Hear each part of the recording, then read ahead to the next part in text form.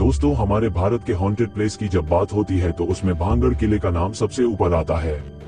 राजस्थान में मौजूद इस 500 साल पुराने किले का लोगों में कुछ ऐसा खौफ है।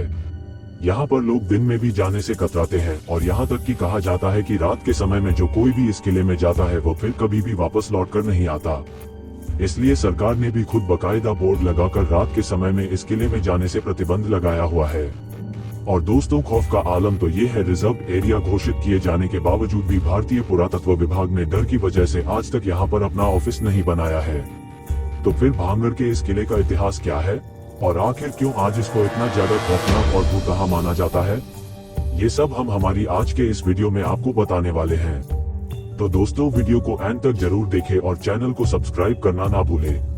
दोस्तों, भांगड़ के इस किले का निर्माण आमेर के शासक राजा भगवान दास ने सन 1573 में अपने छोटे बेटे माधव सिंह के लिए करवाया था। उस समय ये किला पूरी तरह से खुशहाल हुआ करता था और इस किले के अंदर वाइस के चारों तरफ लोगों की घनी आबादी रहा करती थी। लेकिन फिर अचानक एक ऐसी अनहोनी हुई जिससे कि इस किले की खुशियां हमेशा के लिए खत्म हो गई और एक समय खुशहाल नजर आने वाला ये विशाल किला एक भुतहा जगह में बदल गया। लोगों के मन में इस किले का ऐसा खौफ बैठ गया तो उन्होंने इसे छोड़ना शुरू कर दिया, जिसका नतीजा ये हुआ कि यह किला और इसके आसपास का इलाका पूरी तरह से वीरान हो गया। यहाँ तक कि आज भी ये किला सैकड़ों सालों से इसी तरह से वीरान पड़ा हुआ है, जो कि दिखने में बेहद ही खौफनाक नजर आता है। इसके बारे में लोग ये बताते हैं कि किले से लोगों के चीखने, चिल्लाने और रोने और घुंघरुओं की रहस्यमय आवाजें आती है।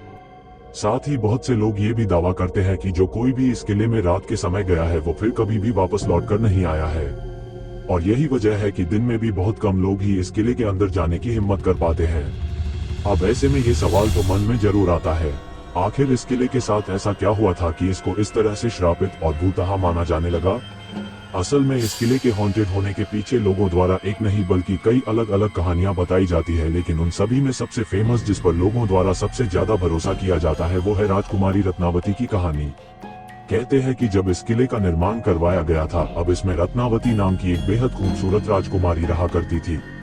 उस समय राजकुमारी रत्नावती की उम्र 18 साल थी और उनकी खूबसूरती की चर्चा ये दूर दूर तक हुआ करती थी। उनकी सुंदरता की वजह से ही बहुत से अलग अलग सियासतों के राजकुमार उनसे शादी करने की इच्छा रखते थे, जिसके चलते अक्सर ही राजकुमारी रत्नावती के लिए शादी के प्रस्ताव आते ही रहते थे। लेकिन राजकुमारी ने तब तक किसी के भी प्रस्ताव को स्वीकार नहीं किया था। अब एक बार राजकुमारी अपनी कुछ सहेलियों के साथ खरीदारी के लिए बाजार गई हुई थी और बाजार में वो इत्र की एक दुकान पर रुकी और वहां से अपने लिए इत्र खरीदने लगी। इतने में ही उस दुकान से कुछ दूरी पर खड़े सिंधिया सेवड़ा नाम के एक व्यक्ति की नजर राजकुमारी पर पड़ी। सिंधिया सेवड़ा उसी राज्य का रहने वाला था और वो काले जादू का महारथी माना जाता था। राजकुमारी रत्नावती की सुंदरता को सिर्फ एक नजर में देखते ही सिंधिया उन पर पूरी तरह से फिदा हो गया और वो टकटकी लगाए राजकुमारी को भूलता रहा और उसी पर उसने अपने मन में ये तय कर लिया कि वो राजकुमारी को किसी भी कीमत पर हासिल करके रहेगा। चूंकि वो तंत्र मंत्र और काला जादू जानता था, इसीलिए उसने राजकुमारी के पसंद किए हुए इत्र की बोतलों में से एक बोतल चुपके से उठाई और उस बोतल पर कुछ तंत्र मंत्र करके उसे धीरे से वापस उसी जगह पर रख दिया। असल में वो अपने तंत्र विद्या की मदद से राजकुमारी को अपने वश में करना चाहता था और उसका ये प्लान काफी हद तक सफल भी हो गया, क्योंकि राजकुमारी ने उसे इत्र के साथ छेड़छाड़ करते हुए देखा भी नहीं था। और फिर राजकुमारी इत्र की शीशी लेकर अपने किले की तरफ वापस जाने लगी। सिंधिया सेवड़ा भी छिप छिप कर राजकुमारी का पीछा करने लगा। हालांकि अभी राजकुमारी सिर्फ कुछ दूर पहुंची ही थी, तभी उनकी एक सहेली ने उन्हें बताया कि एक अनजान व्यक्ति ने इत्र की शीशी पर तंत्र मंत्र किया हुआ है। असल में राजकुमारी की उस सहेली ने सिंधिया सेवड़ा को इत्र की शीशी पर काला जादू करते हुए देख लिया था, लेकिन वो डर की वजह से दुकान में कुछ भी नहीं बोल पाई थी। अब राजकुमारी को जैसे ही काले जादू की बात पता चली तो उन्होंने वो इत्र की शीशी रास्ते में पड़े हुए एक विशाल आकार के पत्थर पर दे मारी। पत्थर पर पड़ते ही वो शीशे टूट गई और सारा इत्र उसी पत्थर पर बिखर गया। और दोस्तों, इस तरह से इत्र पर किया गया वो काला जादू उस पत्थर में आ गया, जिसके बाद से वो पत्थर खुद ब खुद लुढ़कते हुए सिंधिया सेना की तरफ बढ़ने लगा। दरअसल सिंधिया ने इस इत्र पर ऐसा जादू किया था कि जो भी कोई उस इत्र को लगाता वो खुद ही उस तांत्रिक सिंधिया की तरफ खींचा चला जा रहा था, और जो कि वो एक तरफ पत्थर पर लग गया था, इसीलिए वो पत्थर तेजी से उसकी तरफ ही बढ़ने लगा और पत्थर ने लुढ़कते हुए उस तांत्रिक सिंधिया को कुचल दिया, जिससे कि उसकी मौत हो गई। लेकिन मरने से पहले सिंधिया से उसने ये श्राप दे दिया कि राजकुमारी समेत इस किले में रहने वाले सभी लोग जल्द ही एक दर्दनाक मौत मरेंगे और उनकी आत्माएं हमेशा के लिए इस किले में भटकती रहेंगी।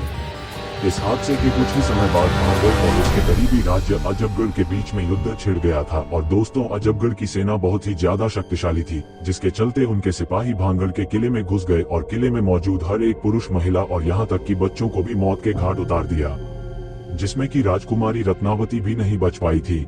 और दोस्तों कहते हैं कि इस खतरनाक कत्लेआम के बाद से ही यह किला श्रापित हो गया था और उस नरसंहार में मारे गए मासूम लोगों की आत्माएं किले के अंदर ही भटकने लगी थी।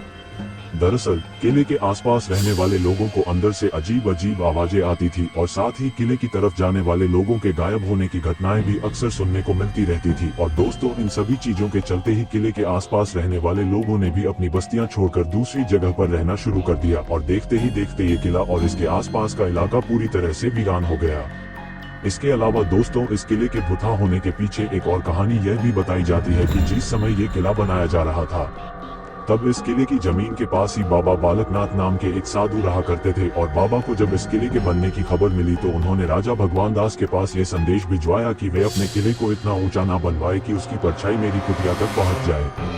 तब राजा भगवान दास ने बाबा की उस बात को गंभीरता से नहीं लिया और जब ये किला बनकर तैयार हुआ तो इसकी परछाई बाबा बालकनाथ के कुटिया तक पहुंच गई और दोस्तों उस परछाई को देखकर बाबा क्रोधित हो गए और गुस्से में उन्होंने श्राप दिया कि भांगड़ पूरी तरह से तबाह हो जाएगा।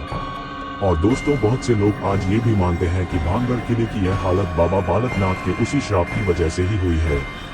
इसके अलावा एक कहानी तो ये भी बताई जाती है कि भांगड़ में एक युद्ध हुआ था, इसमें कि भांगड़ के सिपाही पूरी तरह से हार गए थे, लेकिन भांगड़ के राजा और उनके परिवार के दूसरे लोग अपनी जान बचाकर वहां से भागने में कामयाब रहे। अब क्योंकि उन लोगों ने किले के अंदर अपना काफी सारा खजाना छिपाया हुआ था, इसीलिए दुश्मनों से उस खजाने को बचाने के लिए एक झूठ फैलाया गया कि यह किला पूरी तरह से श्रापित है और अगर कोई व्यक्ति इस किले में जाएगा तो उसकी तुरंत ही मौत हो जाएगी। और दोस्तों इस तरह से खजाने को बचाने के लिए फैलाई गई यह अफवाह लोगों ने सच मान ली और भांगड़ का ये किला हमेशा के लिए हॉन्टेड समझा जाने लगा।